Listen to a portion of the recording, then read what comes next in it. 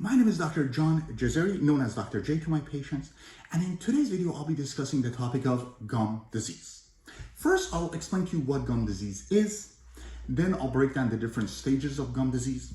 I'll go over the symptoms of gum disease to look out for.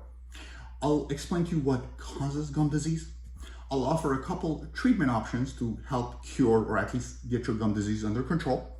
And I'll discuss the cost of having gum disease treated, as well as insurance coverage. And finally, like all my other videos, I'll wrap up this video by offering you my personal thoughts on gum disease and what I feel about it. If you're willing to sit through this video, you're gonna know everything there is to know about gum disease. Now, if you'd like to skip to a specific part of the video, you can check out the description below, where I'm also gonna be placing links to my other videos and other useful topics related to gum disease. Okay, before I start my thorough and comprehensive discussion on gum disease, I'd like to bring your attention to the website even28.com. That's EVEN, the number 2, the number 8.com, like the 28 teeth in your mouth. Even28 is a dentist search engine. You can browse through profiles of local dentists to learn more about each and every single one of them, including their list of services, their office hours, their reviews. And once you find a dentist that you like, you can schedule your appointment conveniently online from the website Even28, all for free. And if you are a dentist, be sure to go to the website right now, submit your application, and claim or create your complimentary profile so that you can have a presence on the dentist search engine, even28.com.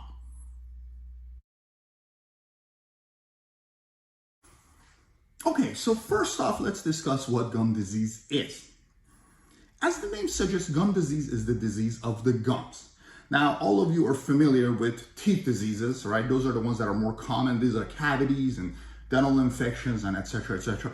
With gum disease, the disease affects the gum tissue, okay? So if you're looking at my model here, this is the area, the gum tissue, that gum disease affects. And that's in contrast to teeth diseases, which we are all more familiar with. Now, gum disease is a very serious condition because it can affect all of your teeth as opposed to one tooth. So when you have a dental cavity, it could be just one tooth that has a cavity. But when you have gum disease, the gum disease can affect a whole bunch of your teeth, sometimes even all of your teeth. So that's the seriousness of gum disease.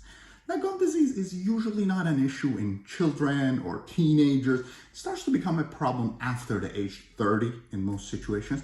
But if you haven't been taking care of your teeth as a kid, if you don't get your braces to straighten your teeth, if you're not doing brushing and especially flossing your teeth, gum disease can creep up on you. And then by the time you're in your 40s and 50s, that's when you start to lose your teeth. In fact, gum disease is the #1 cause of tooth loss in the adult population. It's not cavities, it's not root canal infection, it's gum disease. And again, the reason for that being because people with serious and advanced gum disease tend to lose teeth in bunches. So sometimes you lose 10 teeth, 12 teeth, sometimes even every single one of your teeth, all because of gum disease. And the way I explain it to my patients is think of the gum and the bone that's supporting your teeth as the foundation for a house. If you want to have a pretty house, that's wonderful, but the foundation is what supports the house. And the same thing can be applied with gum disease. The gums and the bones, it's what's supporting your teeth. So without having healthy gums and bones, your teeth are in jeopardy. Now, what causes gum disease is pretty much the same thing that causes cavities. So if you're not brushing and flossing your teeth, the plaque and tartar can build up on your teeth. And, instead of them causing a hole in your tooth, which is a cavity, they can actually start causing infection in your gums, which spreads from there to the jawbone, causes bone loss, gum inflammation, and that's essentially what gum disease is. But again, gum disease isn't some magical disease that's separating cavities. It's the same bacteria that can cause cavities. And this time, instead of attacking your teeth, they've managed to attack your gum tissue and your bones, and they're causing an infection in your jawbone and your gum tissues, okay? So that's what gum disease is, and it's a serious condition. And now we're gonna go over and learn more about the different types of gum disease and how you can go about treating it and getting it under control. Let's talk about the different stages of gum disease. There's 2 stages of gum disease. One is gingivitis, which is gum disease that only affects the gum tissue. So if you're looking at my model, this is the gum tissue, the pink part that you can see. Or it's the more advanced gum disease, which is periodontitis, which has now gone from the gum tissue to the jawbone. And if you look at my model, a cross section or photo, I should say, This is the gum tissue, so that's the pink part I was just showing you. The periodontitis is gum disease that has spread out to the jawbone, okay? So right now, the bone is up to here with the gum tissue. That's 100% bone support. With gum disease, the bone and the starts shrinking, and it goes down to, let's say here, now you have about 20-25% bone loss, 50%, 90% by there. So periodontitis is the gum disease that affects the jawbone, and that's what causes teeth to become loose. So if you've been told that you have gum disease, don't freak out, because a lot of people have gingivitis, and it's a simple thing to reverse. A deep cleaning and some flossing is really all it takes to reverse it. But if you have periodontitis and bone loss, that's when you need to start paying more attention, because that's when you're actually losing bone around each teeth, and that's when you actually risk teeth getting loose and falling out of your mouth, sensitivity, etc., etc. So this stage of gum disease is very critical in terms of, number one, how afraid you should be, and number two, which route you need to take, how frequently you need to see the dentist. Now, regardless of which stage of gum disease you have, it's important to pick up the phone and contact your dentist so that you can start establishing a relationship with your dentist and hygienist and start getting your teeth clean and your gum disease reversed. But again, this stage of gum disease is very critical. And if you have gingivitis, take a deep breath, that's easily fixed. If you have periodontitis, you need to kind of step it up more, and you need to go and do more advanced treatments and get ready to spend a little bit more time and money in order to get your situation under control.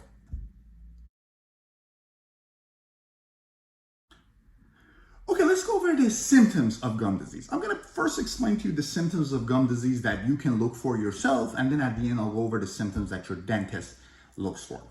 So the most common symptom of gum disease is bleeding in your mouth, okay? And you may notice this usually when you're brushing and flossing your teeth at nighttime. You're going to see blood coming out of it. That's the earliest sign of gum disease, and that's the one you need to look out for. So if you haven't seen your dentist in a long time and your gums are starting to bleed, you could have gingivitis, and that's the time to go get it checked out and treated, because that's the time where it's easy to reverse and treat gum disease. So bleeding gums, and especially again, like I said, when you're brushing and flossing your teeth at nighttime, can be an indication that you may have gum disease. A bad breath or a bad taste in your mouth is another indication. So you may feel you have consistent bad breath or something foul in your mouth. That could be the plaque and tartar that's built up in your teeth, and it's causing a bad smell in your mouth. So if you feel you have that, and especially if you haven't seen a dentist for a long time, then it might be time to have your teeth checked out. And of course, not all bad breath and bad taste in your mouth are from gum disease. It could be stomach issues, GI problems, and other stuff. But you might as well check out your gum disease and have that clean, because that's the easiest one to reverse. If you have more serious conditions, then you can go and see a physician for that. But get your teeth clean if you haven't done that, to see if that reverses the situation, because you could have gum disease. Sensitive teeth can also be a sign of gum disease, although a lot of people have sensitive teeth because they have gum recession. Their gums shrink because they brush them hard. That's different than gum disease. So gum sensitivity, teeth sensitivity is not necessarily a sign of gum disease, but it can be. So if you think you have sensitive teeth, you definitely want to see your dentist. Your dentist can check it out to tell you if you have gum disease or gum recession and offer you solutions for each one. But if you have sensitive teeth and you haven't seen a dentist in a long time, then it might be a good idea to give them a call and schedule your checkup.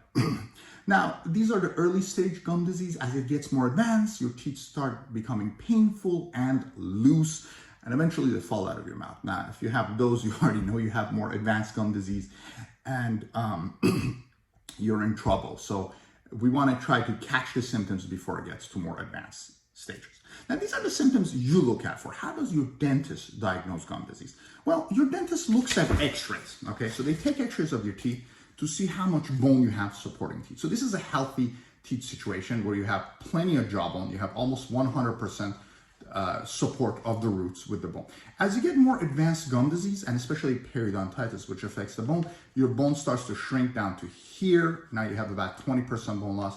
Here you have 50% bone loss, and if it goes down to here, you have 90% bone loss, and you're about to lose teeth. So depending on how much bone loss you have, they can determine what stage of gum disease you have. That's one way. The other way is they go and they probe around the teeth. So basically, there's this instrument which they go and poke around all of your teeth. They read these numbers, and it's called a periodontal exam, a gum exam.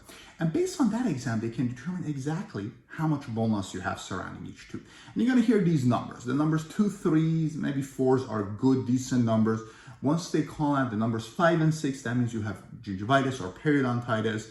which needs to be addressed. If you're hearing numbers that are 8 and 9, you're in trouble. That means you have a tooth that's about to come out of your mouth or needs some serious work done. So a periodontal exam is the definitive way, and that's how dentists communicate with the insurance companies and hold records of whether or not you have gum disease and whatnot. So, but it takes x-rays and a full exam, and the dentist also looks for how much bleeding you have. They measure the mobility of your tooth. It's a very comprehensive exam to figure out if you have gum disease, if you have gingivitis or periodontitis, and if it's mild, moderate, or advanced.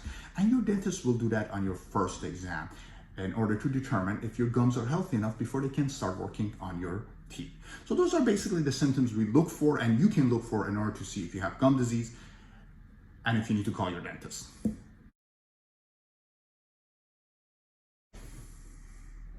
Okay, we're going to now discuss the causes of gum disease. Let's start with the most obvious cause, and that's not getting your cleanings done. So if your teeth are dirty, you're at a much higher risk of developing gum disease, especially as we get older, okay? And that's when brushing and especially flossing comes in handy, because the only way to remove the plaque and tartar on your teeth before they get too hard is to brush your teeth on a regular basis and floss them.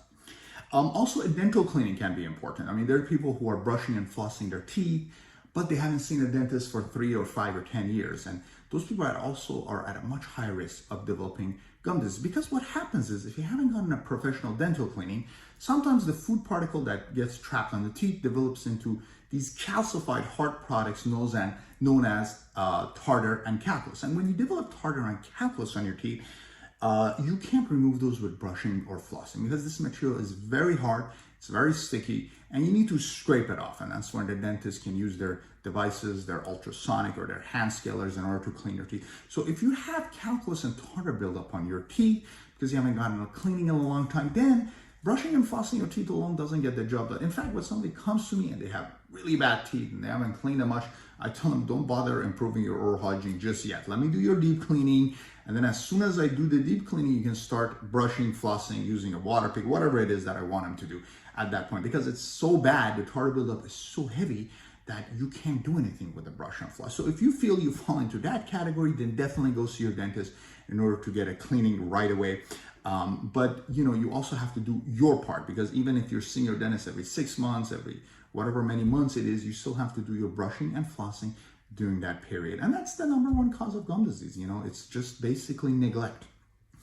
But that's not the only cause of gum disease. There are other reasons. And the next one, which is the most common one, and which is one I see in the majority of my patients who lose a whole bunch of teeth, is nicotine products. That includes cigarettes, and I'm pretty sure vaping is going to have the same results too once there's enough data on it in the future.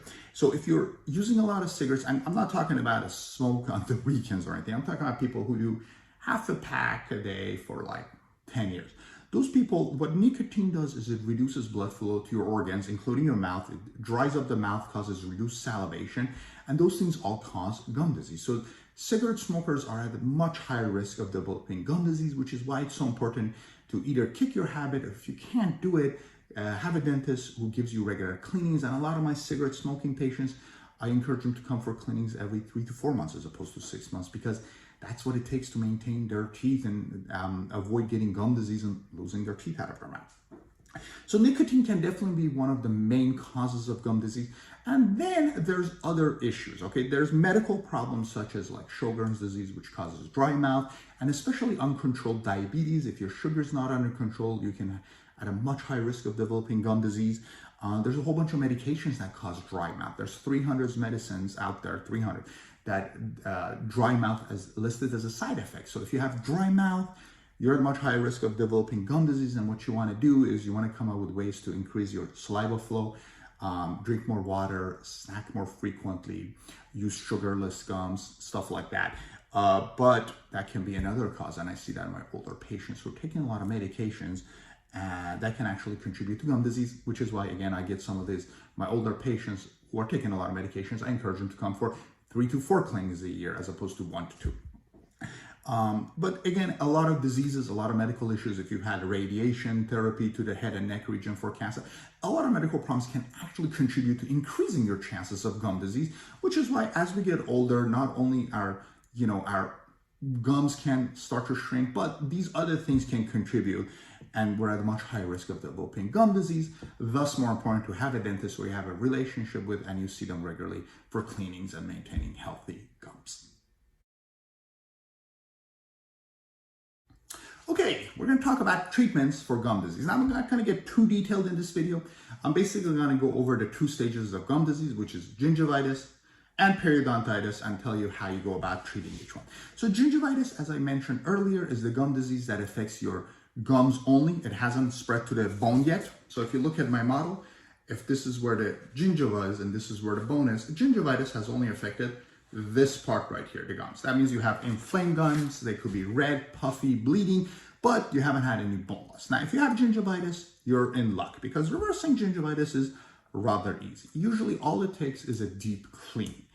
And that's what it takes to reverse your gum disease. And a deep cleaning is when a dentist uses a hand scaler or an ultrasonic to go and dig up underneath your tooth roots and remove any plaque and any tartar that is attaching to your teeth and gum tissue. And once that's removed, your gums become healthy. Now, a lot of dentists like to use irrigations, antibiotics, some use laser, but whatever it is, a deep cleaning is what it takes to reverse gum disease and get it under control. And that's a pretty simple solution. So if you have early stage gum disease, deep cleaning is 99% of the times the solution for it. Now, that's only if the gum disease has affected your gingiva. Once the gum disease spreads to the bone, treatment becomes more complex. First of all, when you lose bone around teeth, that's pretty much irreversible. So once your tooth, they have the bone support. Let's say this is 100. Now let's say you've lost 20% of bone and it's down to here. Your roots are exposed. There's really no treatment that can make the bone grow upwards, okay? Once you lose the bone, it's done. At this point, you just gotta maintain it so you don't continue losing more and more bone and the tooth starts to get loose and becomes, an unsalvageable tooth. So with more advanced gum disease, periodontitis, treatment becomes more aggressive. Sometimes it's a deep cleaning, but if it's more advanced stages of periodontitis, then you probably, number one, have to go see a gum specialist, which is known as a periodontist. A periodontist is a specialist of the gums, and they do implants and tooth extractions too, but their primary focus is advanced gum disease and helping people who have more advanced gum disease reverse this situation. And what periodontists usually do for these situations is gum surgery, which is an aggressive surgery where they open up the gums, clean everything underneath it, pack some bones, smooth out your bone tissues, and remove extra gum tissue, a whole bunch of stuff. But that's what it takes to reverse advanced gum disease and, get it so where you can actually maintain proper hygiene and you're not losing your teeth. And that's just the beginning. After that, you have to get 3 to 4 cleanings every year for the rest of your life, possibly see a periodontist on a regular basis. So treating advanced gum disease can be difficult, and a lot of times there's actually no treatment. A lot of times when patients come with these advanced terminal last stage gum diseases, the only option is to pull their teeth and make them dentures or go do implants. So luckily there is implant as an option, so that's the good news. But with advanced periodontitis, there really is a lot of times nothing you can do. And a lot of those patients go on to lose a couple, sometimes all of their teeth. So again, the treatment of gum disease depends on the stage, which basically means if you suspect you have gum disease, you want to contact your dentist as soon as possible because the treatment is going to be easier the earlier we catch your disease and the sooner we start helping you to get your situation under control.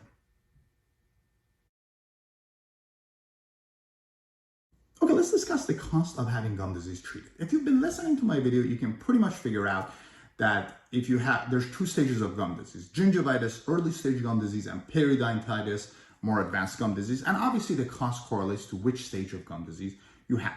If you have gingivitis, which is the gum disease that only affects the gums, treating it usually requires a deep cleaning, and sometimes again the deep cleaning needs to have some antibiotics or irrigation or laser associated with it. It really depends on what your dentist is comfortable with and what they offer. But a deep cleaning is usually not that expensive. The way that the dentists charge you is they break the mouth into 4 sections: 1, 2, 3, 4, upper right, upper left, lower right, lower left, and they charge you based on each quadrant. The typical cost of a deep cleaning in the United States is between $150 to $500 per quadrant, which means a full mouth deep cleaning would usually cost you between $500 to $2,000, depending on who you're going to. That's the cost without insurance. The good news is insurance is usually pretty helpful with deep cleaning. Sometimes they cover all of your costs. Sometimes they cover half of it. If nothing else, you usually get a big discount on your deep cleaning.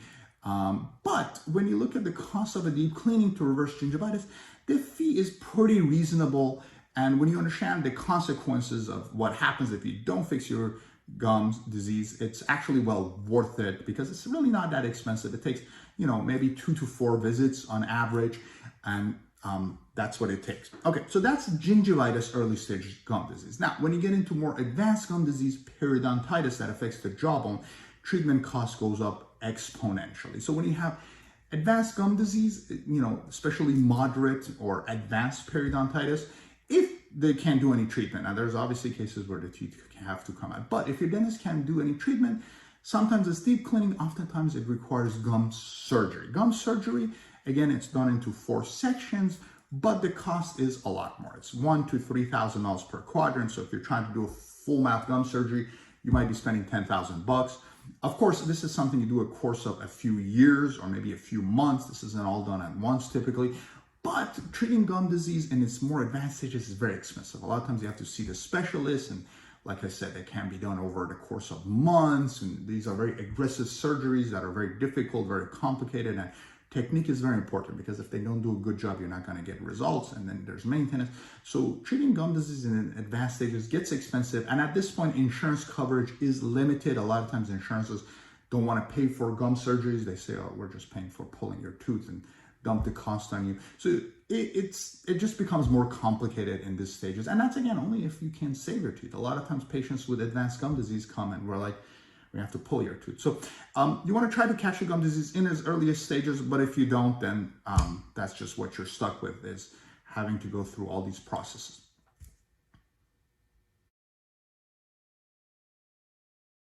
Okay, so it's time for me to share with you my final thoughts on gum disease. To be honest with you, I'm a little bit shocked that in this day and era where there's a dentist on every corner in the United States, that gum disease is still the #1 cause of toothless in the adult population. It's very easy to get your gum disease under control. First off, if you haven't seen a dentist in a long time and you suspect that you have gum disease, pick up the phone, call your dentist, and go for a deep cleaning. The cost is reasonable. It's only 1 to 4 visits. And it's something that is going to affect all of your teeth, not just one tooth. Patients come to me, spend a couple $1,000s on one implant, and, come to me 6-7 times just to get one tooth replaced. When you're treating gum disease, you're taking care of all the 28 teeth or whatever number of teeth you have in your mouth. Okay, so treating gum disease is, again, like I said, the gums is the foundation to your teeth, the jawbone and the gums. So when you're treating gum disease, you're saving all of your teeth. And it just doesn't make sense to me that people go about neglecting all of their teeth. And I hear all kinds of excuses. One of them is I don't have insurance. And frankly, paying for a deep cleaning is not that expensive, and it's a one-time investment. If you get your deep cleaning and you go for regular cleanings every 6 months, you're not going to need another deep cleaning again for a long, long time, years to come. So, of course, that's if you do your part with the brushing and flossing. But again, it's something that's simple, the cost is reasonable, and it only helps save all of your teeth. So that's one scenario, patients just, with the insurance. But again, that should never be the reason. We're talking about all of your teeth. The pain and the discomfort, it is a little bit aggressive. So you can ask your dentist for some gas or take some medications beforehand. But a lot of times the dentists apply numbing gel, and a lot of times they numb your mouth, apply anesthesia to do the deep cleaning. Regardless, we're talking about something that's going to help you save all of your teeth. So it's a very good investment in terms of money and time and whatever it is, difficulty, in order to try to save your teeth. And, I'm hoping that, back in our grandfather's times, 50, 100 years ago, there wasn't a lot of treatments for gum disease, right? I mean, if you had gum disease, you were going to lose your teeth. A lot of people would be toothless by the time they're 40. Now we're living till we're 80, 90, sometimes 100 plus. And we want to keep our teeth. And if you want to do that, you have to get your gum disease under control. I've seen people in their 80s and 90s with all of their teeth in their mouth. And it's simple. They brush their teeth, they floss, they go to their dentist, they do what it takes to keep their gum disease under control. And of course, having a healthy lifestyle is a factor too, But it's not that difficult to keep your teeth in your mouth. And when you're older, you're going to thank me for it and you're going to thank your dentist for it because, being able to bite into an apple versus drinking, applesauce, it's a big difference. And, right now, when you're younger, is the time to start doing your part in terms of brushing and flossing and establishing a relationship with a dentist, a hygienist, who's going to clean and maintain your gums and teeth so that when you're older, you can have your teeth in your mouth.